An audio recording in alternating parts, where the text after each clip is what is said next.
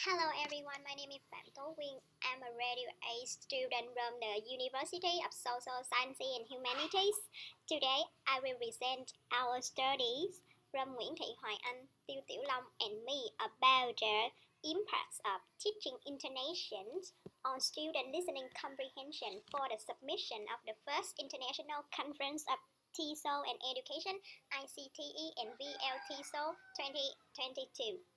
Okay, now we come to the first part of introduction. According to many researchers, agree that listening skills are more decisive than other skills in terms of communication success.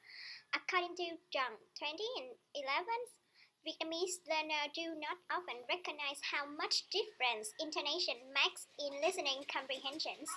Therefore, students should be taught about the connection between intonation and listening comprehension to elicit speakers' responses.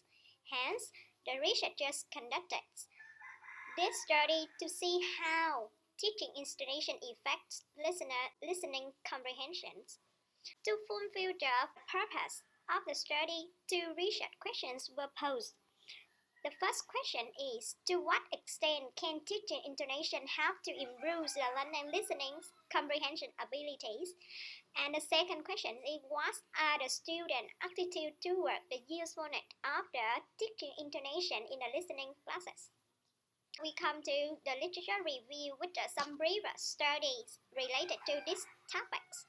Goal 1994 of 2007 also discussed how to use this core method to teach intonation to secondary and ordinary English learners. After that, many research have been undertaken to see if incorporating intonation into language skill classes may improve students' speaking skills.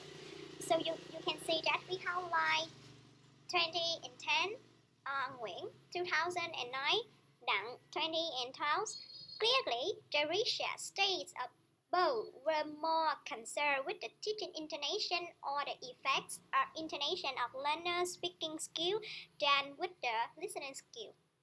In 2012, Đoàn conducted an experimental study to explore the impact of activating linguistic knowledge on students' listening. However, the question of whether learning about intonation might help students enhance their listening comprehensions remain unanswered.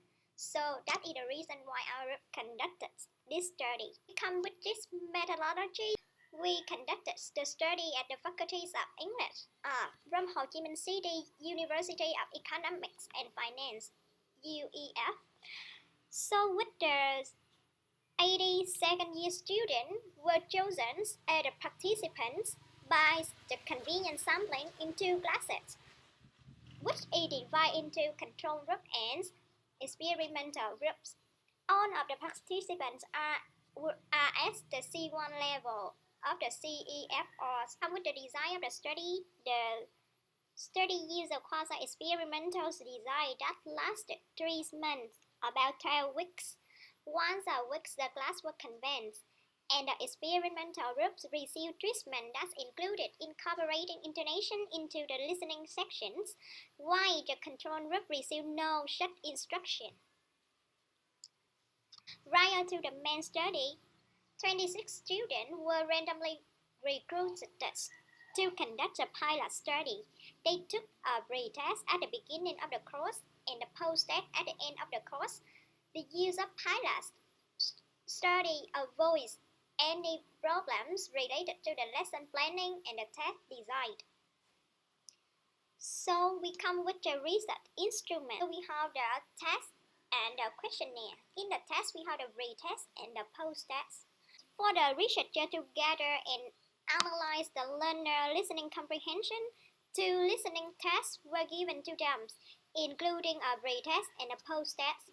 As indicated in the preceding sections, they took a 30-minute listening pre-test at first class section of the course, and then after 12 weeks, they took a listening post-test in the last section. So the tests were divided into 2 sections. In section 1, listeners were required to answer 8 multiple choice questions after listening to a discussion. And 7 gap filling questions about talks were included in section 2. After 12 weeks, we will have the questionnaire. The questionnaire which was given to the participant in the current study experimental group with the goal of learning their thoughts on incorporations, intonation onto listening courses. So next we come to the data analysis.